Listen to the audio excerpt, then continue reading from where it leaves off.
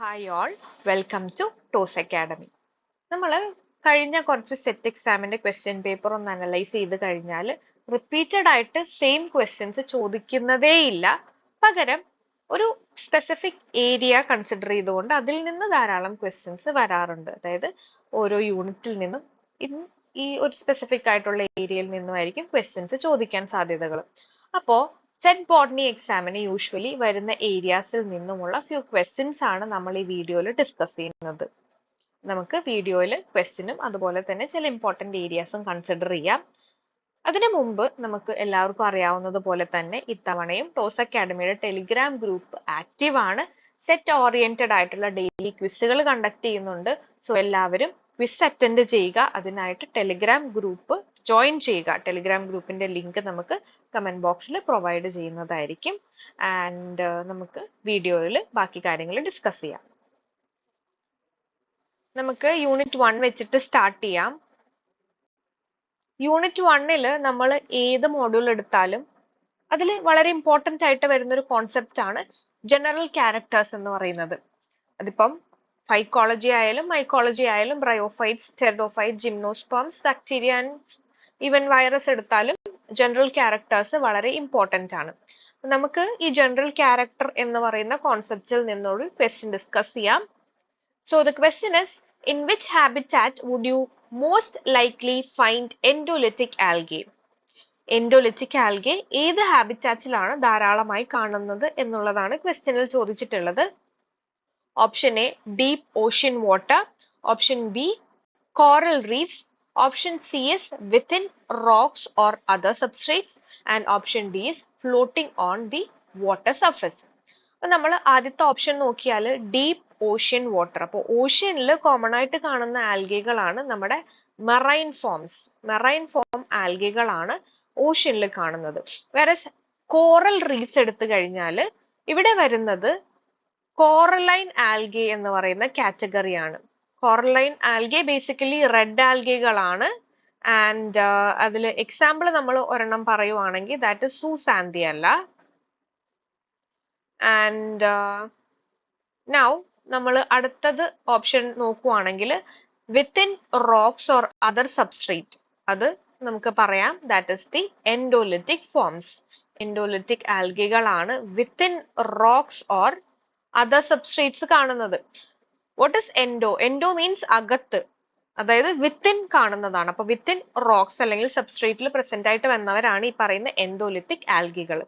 And what is the option D എന്ന് പറയുന്നത്? Floating on the water surface. Water സർഫസിൽ കാണുന്ന ആൽഗകൾ is the planktonic form. Okay, now നമ്മുടെ കറക്റ്റ് ആൻസർ ഏതാണ്? ഓപ്ഷൻ സി ആണ്. ദ എൻഡോലിറ്റിക് ആൽഗെ എന്ന് പറയുന്നത് they are found within the rocks or other surface. നമ്മൾ ഇനിയും ഡിസ്കസ് ചെയ്യാൻ പോകുന്ന ഏരിയ എന്ന് പറയുന്നത് യൂണിറ്റ് 1 തന്നെയാണ്. യൂണിറ്റ് 1 ജനറൽ ക്യാരക്ടർ എന്ന് പറയുന്ന കോൺസെപ്റ്റ് തന്നെയാണ് നമ്മൾ ഇനിയും ഡിസ്കസ് ചെയ്യുന്നത്. ക്വസ്റ്റ്യൻ ഇതാണ്: ക്ലാഡോസൈഫോണിക് സോളനോസ്റ്റീൽ is seen in Selaginella, Osmunda, Marsilia and Pteridium. ക്ലാഡോസൈഫോണിക് സോളനോസ്റ്റീൽ ഏത് ടെറിഡോഫൈറ്റിലാണ് പ്രസന്റ് ആയിട്ടുള്ളത് എന്നാണ് ചോദിക്കുന്നത്. അപ്പോൾ നമുക്ക് സോളനോസ്റ്റീൽ എന്താണെന്ന് ചെക്ക് ചെയ്യാം. ബേസിക്കലി നമ്മൾക്ക് ഒരു പിത്ത് സറൗണ്ട് ചെയ്തുകൊണ്ട് സൈലം ആൻഡ് സൈലത്തിനെ സറൗണ്ട് ചെയ്തുകൊണ്ട് ഫ്ലോയം ആണെങ്കിൽ it's basically known as a siphonostele. അപ്പം ക്ലാഡോസൈഫോണിക് സൈഫണോസ്റ്റീൽ എന്ന് പറയുന്നത് ഒരു സിമ്പിൾ ബേസിക് സൈഫണോസ്റ്റീൽ ആണ് with pith, xylem and phloem. അതുപോലെ തന്നെ ഇവിടെ മറ്റ് പ്രത്യേകത എന്താണെന്ന് വെച്ചാൽ they do not have a leaf gap. Leaf gap ഇവിടെ ആബ്സെന്റ് ആയിരിക്കും. സോ ഇവിടെ നമ്മൾ പറഞ്ഞ ക്ലാഡോസൈഫോണിക് സൈഫണോസ്റ്റീൽ എന്ന് പറയുന്ന സ്റ്റീലിന്റെ ഒരു ഔട്ട്ലൈൻ ആണ്. ആൻഡ് അതിന്റെ എക്സാമ്പിൾ ഇസ് സെലാജിനെല്ല. സെലാജിനെല്ലയാണ് ഈ പറയുന്ന ക്ലാഡോസൈഫോണിക് സൈഫണോസ്റ്റീലിന്റെ ഒരു ടിപ്പിക്കൽ എക്സാമ്പിൾ. ഇനി അടുത്തത് ഓസ്മണ്ട നമ്മൾ ചെക്ക് ചെയ്ത് കഴിഞ്ഞാൽ ഇവിടെ എക്ടോഫ്ലോയിക് സൈഫണോസ്റ്റീൽ ആണ് ഉള്ളത്. എക്ടോ മീൻസ് ഔട്ട്, ഔട്ട്സൈഡിൽ വരുന്ന ഫ്ലോയം. അപ്പം പിത്ത്, അതിനെ സറൗണ്ട് ചെയ്തുകൊണ്ട് സൈലം, സൈലത്തിനെ സറൗണ്ട് ചെയ്തുകൊണ്ട് ഫ്ലോയം. അപ്പൊ ഇവിടെ ഫ്ലോയം അല്ലേ പുറത്ത് വരുന്നത്, അതാണ് എക്ടോഫ്ലോയിക് കണ്ടീഷൻ. അപ്പൊ എക്ടോഫ്ലോയിക് സൈഫണോസ്റ്റീൽ ആണ് നമ്മുടെ ഓസ്മോണ്ടയിൽ ഉള്ളത്. ഇവിടെ നമ്മൾ ഈ ഡയഗ്രാം ചെക്ക് ചെയ്ത് കഴിയാൻ നേരത്ത് ക്ലാഡോ സൈഫണോസ്റ്റീലിനും ക്ലാഡോ സൈഫോണിക് സൈഫണോസ്റ്റീലിനും എക്ടോഫ്ലോയിക് സൈഫണോസ്റ്റീലിനും ഒരേപോലെ ഒരു ഡയഗ്രാം ആണുള്ളത് അല്ലെ. ഇവിടെ പ്രത്യേകത എന്താണ്? ക്ലാഡോ സൈഫോണിക് സൈഫണോസ്റ്റീലിൽ ലീഫ് ഗ്യാപ്സ് ആബ്സെന്റ് ആണ്, വേറസ് എക്ടോഫ്ലോയിക് സൈഫണോസ്റ്റീലിൽ leaf traces and leaf gaps ഒക്കെ പ്രസന്റ് ആയിരിക്കും. ഇനി അടുത്തത് മാർസീലിയാണ്. മാർസീലിയയുടെ സ്റ്റീലാർ കണ്ടീഷൻ എന്ന് പറയുന്നത് ആംഫി ഫ്ലോയിക് കണ്ടീഷൻ ആണ്. ആംഫി ഫ്ലോയിക് സൈഫണോസ്റ്റീൽ എന്ന് പറഞ്ഞു കഴിഞ്ഞാൽ we have pith സറൗണ്ട് ചെയ്തുകൊണ്ട് we have the xylem, സൈലത്തിനെ സറൗണ്ട് ചെയ്തുകൊണ്ട് ഫ്ലോയം ഉണ്ട്, again ഫ്ലോയത്തിനെ സറൗണ്ട് ചെയ്തുകൊണ്ട് another layer of xylem present ആയിരിക്കും. ഫ്ലോയത്തിന്റെ അപ്പുറത്തും ഇപ്പുറത്തും നമുക്ക് xylem കാണാൻ സാധിക്കും. അങ്ങനെയുള്ള ഒരു സ്റ്റീലാണ് ഈ പറയുന്ന ആംഫി ഫ്ലോയിക് സൈഫണോസ്റ്റീൽ എന്ന് പറയുന്നത്. ഇനി ടെറീഡിയത്തിൽ കാണുന്നത് പോളിസൈക്ലിക് ആയിട്ടുള്ള സ്റ്റീലാണ്. പോളിസൈക്ലിക് കണ്ടീഷൻ എന്ന് പറയാൻ നേരത്ത് many rings of vascular bundle will be arranged. പല റിംഗ്സ് ഓഫ് വാസ്കുലാർ ബണ്ടിൽ കാണുന്ന കണ്ടീഷൻ ആണ് ഈ പറയുന്ന polycyclic condition and it is seen in ടെറിഡിയം.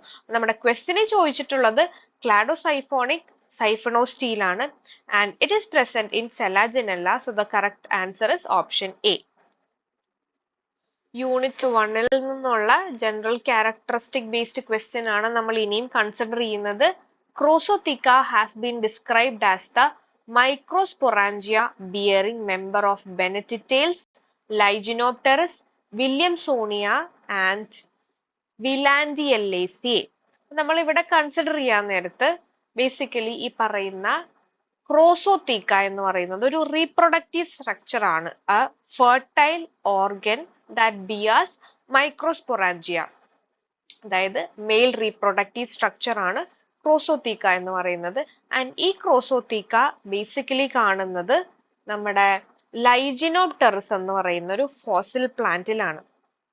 ലൈജിനോപ്റ്റെറസ് എന്ന് പറയുന്നത് ഒരു സ്ലെൻഡർ സ്റ്റെം ഉള്ള ലാർജ് സ്കെയിലി ലീവ്സ് ഉള്ള ഒരു അഡ്വന്റീഷ്യസ് റൂട്ടുകളൊക്കെ ഉള്ള ഒരു ഫോസിലാണ് ലൈജിനോപ്റ്റെറസ്. ഈ ലൈജിനോപ്റ്റെറസിന്റെ മെയിൽ റീപ്രൊഡക്റ്റീവ് സ്ട്രക്ചറിനെയാണ് ക്രോസോത്തിക്ക എന്ന് പറയുന്നത്. That is microsporangia bearing structure. ഇനി അടുത്ത ക്വസ്റ്റ്യൻ നമ്മൾ ഡിസ്കസ് ചെയ്യാൻ പോകുന്നത് യൂണിറ്റ് 2-ൽ നിന്നുള്ള ക്വസ്റ്റ്യൻ ആണ്. ക്ലാസിക് ടാക്സോണമി റിലേറ്റഡ് ആയിട്ടുള്ള ക്വസ്റ്റ്യൻ ആണ്.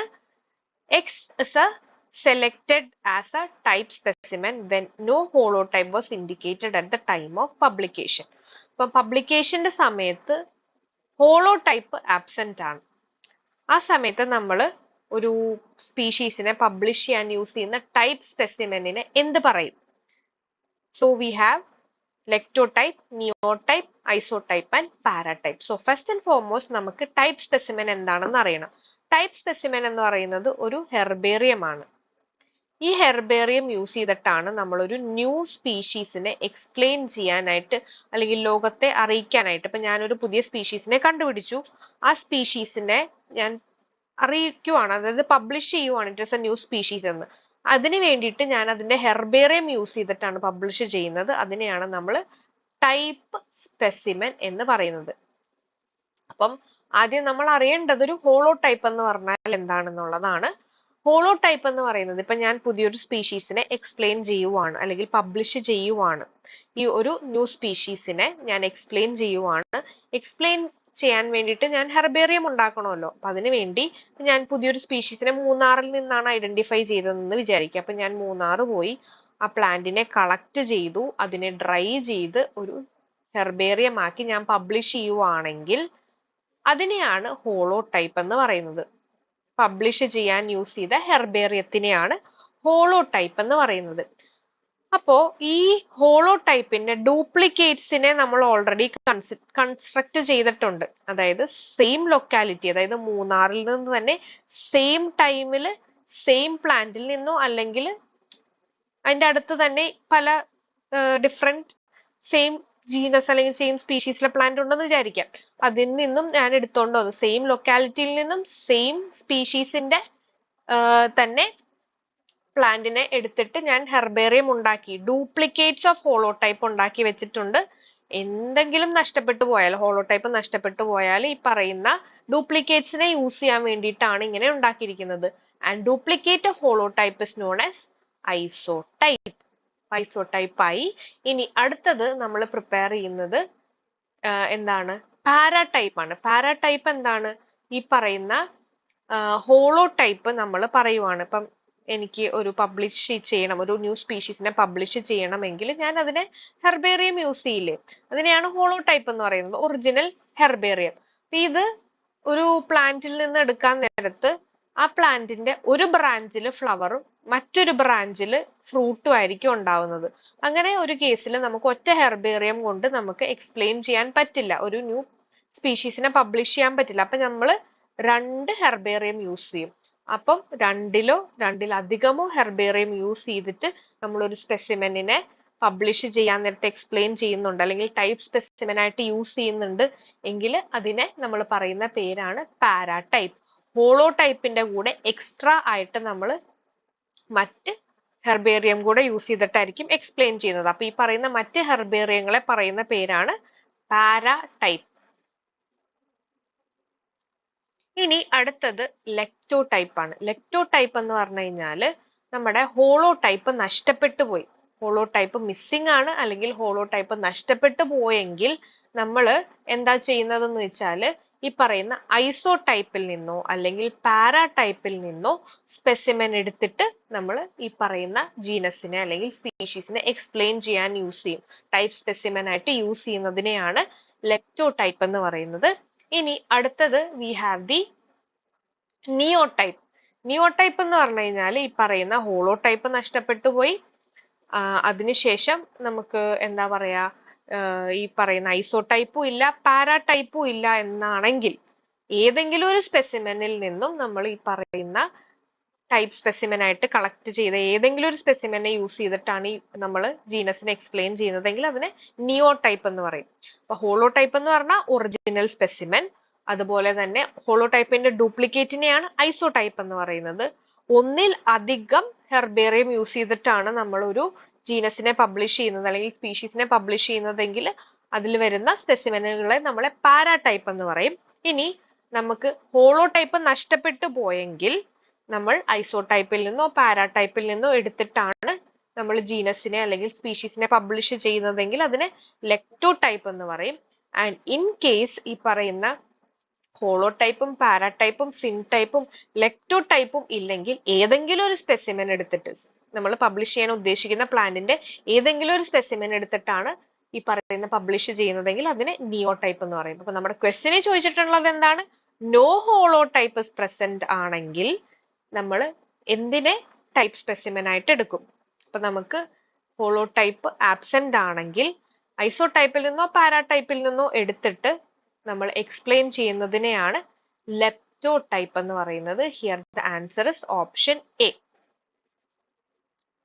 സോ നമുക്ക് അടുത്ത ക്വസ്റ്റ്യൻ ഡിസ്കസ് ചെയ്യാം. അടുത്ത ക്വസ്റ്റ്യൻ എന്ന് പറയുന്നതും ഈ പറയുന്ന നമ്മുടെ സെയിം യൂണിറ്റ് 2-ൽ നിന്നുള്ള ടാക്സോണമി റിലേറ്റഡ് ക്വസ്റ്റ്യൻ ആണ്. Which among the following is or are not the feature or features of Dipterocarpaceae? അപ്പൊ Dipterocarpaceae ഫാമിലിയുടെ കുറച്ച് ക്യാരക്ടർ തന്നിട്ടുണ്ട്. അത് ഏതൊക്കെയാണ് false അല്ലെങ്കിൽ not the feature of Dipterocarpaceae family? Gigantic tree with abundant raceme, leaf coriaceous. Flower actinomorphic, hermaphrodite, hypogynous. 5 sepal, polysepalous, polypetalous, stamen 5 in one wall. Carpel 3, syncarpous, fruit droop and enclosed in persistent calyx. നമുക്ക് option 4 തന്നിട്ടുണ്ട്. ഇതിൽ ഏതൊക്കെയാണ് false statement എന്ന്, അല്ലെങ്കിൽ which of the following are not the feature of Dipterocarpaceae എന്ന് നമ്മൾ identify ചെയ്യണം. നമുക്കിവിടെ ക്വസ്റ്റ്യനിൽ നോക്കിക്കഴിഞ്ഞാൽ 3 and 4 ഉണ്ട്, 3 only ഉണ്ട്, 1 and 4 ഉണ്ട്, ആൻഡ് 2 and 4 ഉണ്ട്. ഇതിനകത്ത് ഏതാണ് റോങ് സ്റ്റേറ്റ്മെന്റുകളുടെ കോമ്പിനേഷൻ എന്ന് ഐഡന്റിഫൈ ചെയ്യണം. നമുക്കറിയാം Dipterocarpaceae ഫാമിലി എന്ന് പറഞ്ഞു കഴിഞ്ഞാൽ ജയന്റ് ട്രീ ആണ്. ദേ ഹാവ് അബണ്ടന്റ് റസീം, അതുപോലെ തന്നെ ലീഫ് കൊറേഷ്യസ് ആണ്. ഫ്ലവർ നമ്മൾ കൺസിഡർ ചെയ്യുമ്പോൾ ആക്ടിനോമോർഫിക് ഫ്ലവർ ആണ്, they are bisexual and hypogynous condition. And ഇനി ഫ്ലവർ എടുത്തു കഴിയുമ്പോൾ 5 സെപ്പൽസ് പ്രസന്റ് ആണ്, പോളിസെപ്പാലസ് കണ്ടീഷൻ ആണ്, പോളിപെറ്റാലസ് കണ്ടീഷൻ ആണ്, സ്റ്റേമൻ 5 അല്ല, ന്യൂമറസ് സ്റ്റേമൻ ആണ് ഇവിടെ ഉള്ളത്. അപ്പോ സ്റ്റേറ്റ്മെന്റ് 3 ഇസ് റോങ്. അതുപോലെ തന്നെ കാർപ്പൽസ് 3 ആണ്, സിൻകാർപ്പസ് കണ്ടീഷൻ ആണ്, ഫ്രൂട്ട് എന്ന് പറയുന്നത് സമാറയാണ്. ആൻഡ് ഇവിടെ ഈ പറയുന്ന 4th സ്റ്റേറ്റ്മെന്റ് ഫോൾസ് ആണ്. നമുക്ക് ഇവിടെ 2 സ്റ്റേറ്റ്മെന്റ്സ് ആണ് ഫോൾസ് ആയിട്ട് അല്ലെങ്കിൽ നോട്ട് ദ ഫീച്ചർ ഓഫ് ഡിപ്റ്റിറോകാർപ്പേസി ആയിട്ട് വരുന്നത്. That is 3 and 4. അപ്പം ഓപ്ഷൻ എ ആണ് ഇവിടെ കറക്റ്റ് ആയിട്ടുള്ളത്. The correct answer is option A. 3 and 4 are wrong. So ഇനി നമ്മൾ ഡിസ്കസ് ചെയ്യാൻ പോകുന്നത് പ്ലാന്റ് ഫിസിയോളജിയിൽ നിന്നുള്ളൊരു ക്വസ്റ്റ്യൻ ആണ്. That is unit 3. ഇപ്പൊ ഇവിടത്തെ ക്വസ്റ്റ്യൻ എന്ന് പറയുന്നത് the micronutrient deficiency in plant which lead to the development of interveinal chlorosis in young leaf. Iron, zinc, copper and manganese ആണ് ഓപ്ഷൻ ആയിട്ട് തന്നത്. ഇവിടെ ഇന്റർവീനൽ ക്ലോറോസിസ് എന്ന് പറഞ്ഞു കഴിഞ്ഞാൽ വെയിനുകളുടെ, ലീവ്സിന്റെ വെയിനുകളുടെ ഇടയിലുള്ള യെല്ലോയിങ് ആണ് ഈ പറയുന്ന ഇന്റർവീനൽ ക്ലോറോസിസ്. യങ് ലീവ്സിൽ കാണുന്നത് ഏത് ന്യൂട്രിയന്റിന്റെ, മൈക്രോ ന്യൂട്രിയന്റിന്റെ ഡെഫിഷ്യൻസി കാരണമാണെന്നുള്ളതാണ് ക്വസ്റ്റ്യനിലുള്ളത്. നമുക്കിവിടെ അയേൺ എന്ന് പറയുന്ന ഒരു മൈക്രോ ന്യൂട്രിയന്റ് ആണ്. അയേണിന്റെ ഡെഫിഷ്യൻസി ക്യാൻ കോസ് ഇന്റർവീനൽ ക്ലോറോസിസ്. അതുപോലെ അടുത്തത് സിങ്ക് ആണ്. സിങ്ക് എന്ന് പറയുന്നത് ഈ പറയുന്ന ഡെഫിഷ്യൻസി കാരണം സ്റ്റണ്ടഡ് ഗ്രോത്തും ഡിസ്കളേർഡ് ലീഫുമാണ് സിങ്കിന്റെ ഡെഫിഷ്യൻസി കാരണം വരുന്നത്. Zinc can cause stunted growth, അതുപോലെ തന്നെ discoloration of leaf. ഇനി അടുത്തത് കോപ്പർ ആണ്. കോപ്പർ ഡെഫിഷ്യൻസി ബേസിക്കലി പ്ലാന്റ്സിൽ ഈ പറയുന്ന യെല്ലോയിങ്, ലീഫിന്റെ യെല്ലോയിങ്, അതുപോലെ ബ്രൗൺ അല്ലെങ്കിൽ നെക്രോട്ടിക് പാച്ചസ്, നമ്മുടെ ലീഫ് എടുത്ത് കഴിയാൻ നേരത്ത് ലീഫ് നോക്കിക്കഴിഞ്ഞാൽ കുറെ ബ്രൗൺ പാച്ചസ് അല്ലെങ്കിൽ യെല്ലോ പാച്ചസ് ഒക്കെ കാണാൻ സാധിക്കും. അതാണ് നെക്രോട്ടിക് പാച്ചസ് എന്ന് പറയുന്നത്. ഡെഡ് റീജിയൻസ് ആണ്. അപ്പൊ കോപ്പർ ഡെഫിഷ്യൻസി എന്ന് പറഞ്ഞു കഴിഞ്ഞാൽ യെല്ലോ, ബ്രൗൺ അല്ലെങ്കിൽ നെക്രോട്ടിക് പാച്ചസിന്റെ അപ്പിയറൻസ് ആണ്. ഇനി അടുത്തത് മാംഗനീസ് ആണ്. മാംഗനീസും സെയിം ഇന്റർവീനൽ ക്ലോറോസിസ് കോസ് ചെയ്യുന്നുണ്ട്. നമുക്കിവിടെ 2 മൈക്രോ ന്യൂട്രിയൻസ് ആണ് ഈ പറയുന്ന ഇന്റർവീനൽ ക്ലോറോസിസ് ബേസിക്കലി കോസ് ചെയ്യുന്നത്. One is iron and the other one is manganese. അതുപോലെ തന്നെ magnesium is basically a macronutrient. ഈ magnesium ഈ പറയുന്ന ഇന്റർവീനൽ ക്ലോറോസിസ് കോസ് ചെയ്യുന്നുണ്ട്. അപ്പൊ നമുക്ക് ഇവിടെ ഓപ്ഷനിൽ തന്നിട്ടുള്ളത് iron as well as manganese. Option A and D is correct. അപ്പൊ 2 ഓപ്ഷനും ഇവിടെ കറക്റ്റ് ആയിട്ടാണ് തന്നിട്ടുള്ളത്. നെക്സ്റ്റ് ക്വസ്റ്റ്യനും പ്ലാന്റ് ഫിസിയോളജി ബേസ് ചെയ്തിട്ടുള്ള ക്വസ്റ്റ്യൻ ആണ്. And the question is the auxin is synthesized from dash through several intermediate: glutamate, methionine, tryptophan and tyrosine. നമുക്ക് auxin എന്താണെന്ന് അറിയാം. It is A plant hormone. Auxin എന്ത് കോമ്പൗണ്ടിൽ നിന്നാണ് അല്ലെങ്കിൽ ഏത് അമിനോ ആസിഡിൽ നിന്നാണ് ഡിറൈവ് ചെയ്തിരിക്കുന്നത് എന്നുള്ളതാണ് ക്വസ്റ്റ്യനിൽ ചോദിച്ചിട്ടുള്ളത്. And here we have an option, that is option C, tryptophan. Auxin എന്ന് പറയുന്ന plant hormone is an amino acid derived plant hormone and the amino acid is tryptophan.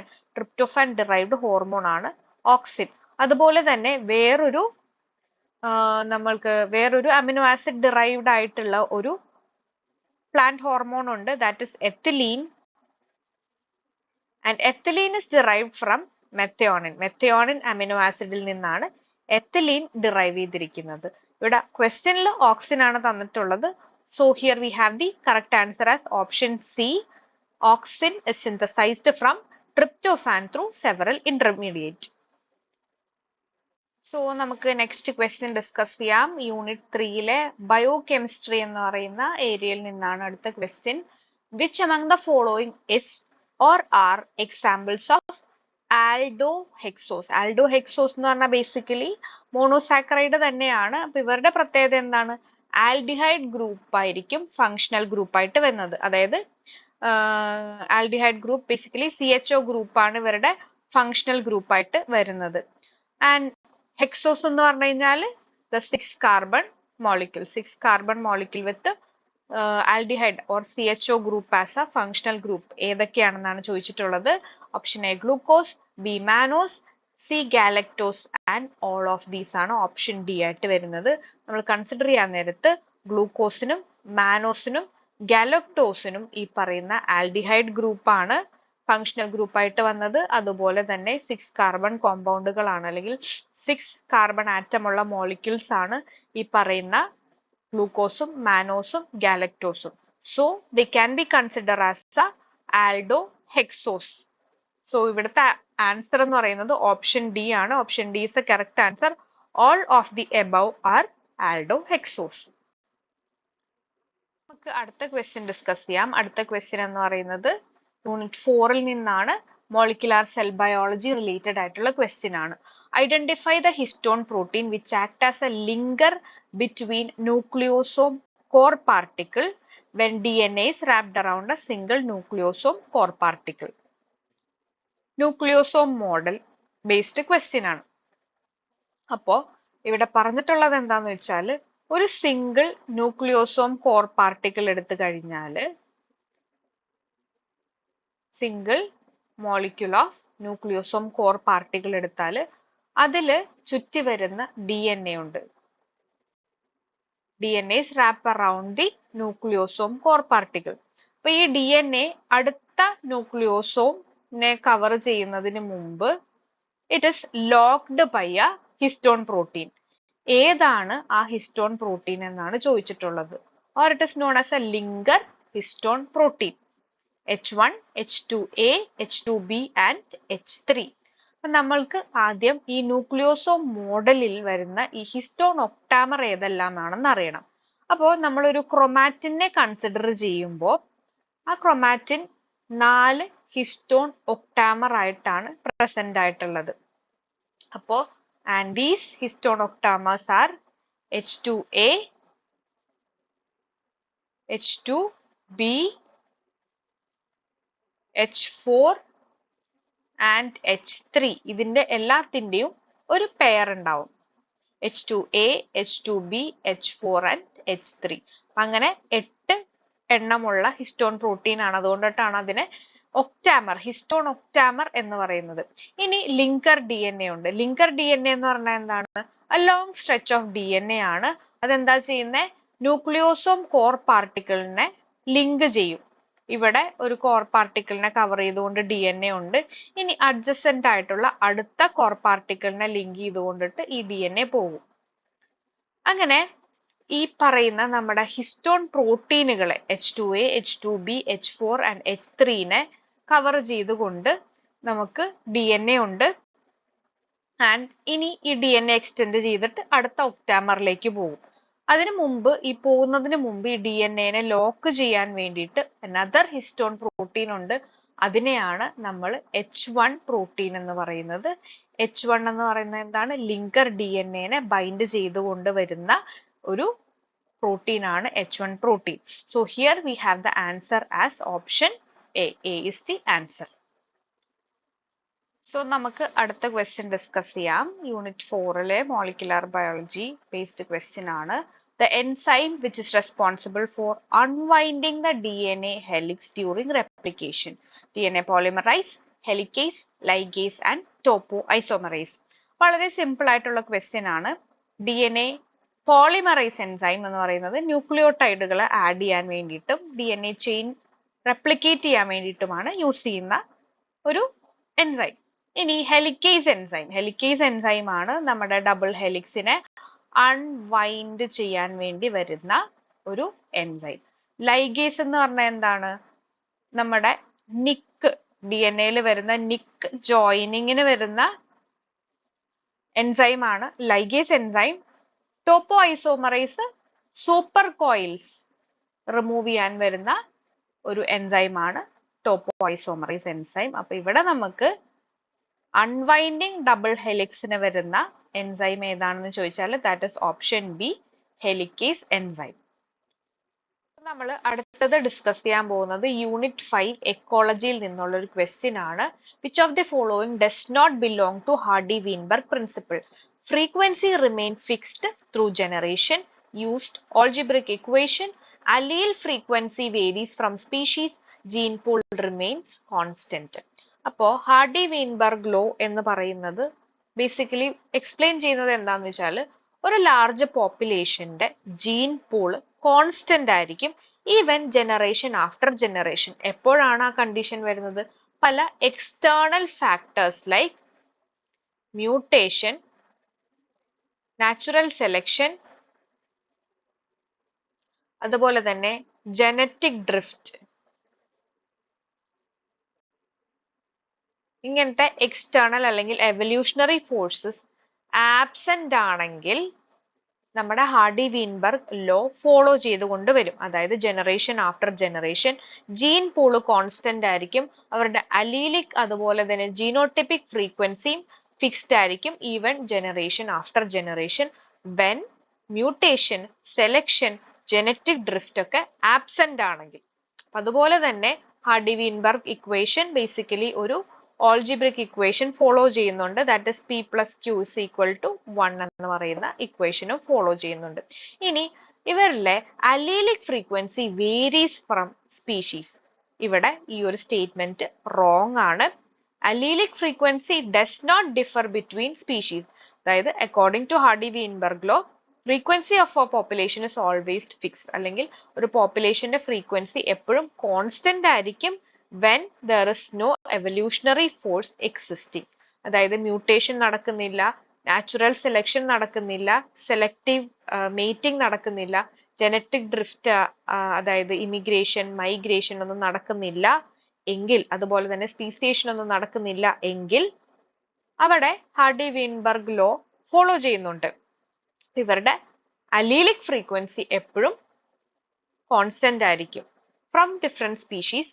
പക്ഷെ ഈ പറയുന്ന C statement allelic frequency varies from species എന്ന് പറയുന്ന statement wrong ആണ്. സോ ഇവിടത്തെ ക്വസ്റ്റ്യനിൽ തന്നിട്ടുള്ളത് which of the following is not belonging to Hardy Weinberg principle ആണ്. So the answer is option C. ഇനി നമ്മൾ ചെയ്യാൻ പോകുന്നത് യൂണിറ്റ് 5 എക്കോളജിയിൽ നിന്നൊരു പ്രോബ്ലം ആണ്. In a honeybee population at Hardy-Weinberg equilibrium, allele frequency of dominant allele is 0.3. The expected frequency of heterozygote individual is 0.18, 0.63, 0.42 and 0.21. അപ്പൊ നമുക്ക് honeybee പോപ്പുലേഷനിൽ Hardy Weinberg എന്ന് പറയുന്ന ഇക്വിലിബ്രിയം ഫോളോ ചെയ്തുകൊണ്ടുള്ള ഹണിബി പോപ്പുലേഷനിലുള്ള ഇൻഡിവിജ്വൽസിൽ ഡോമിനന്റ് അലീൽ ഉള്ളത് 0.3 ആണ്. That is P.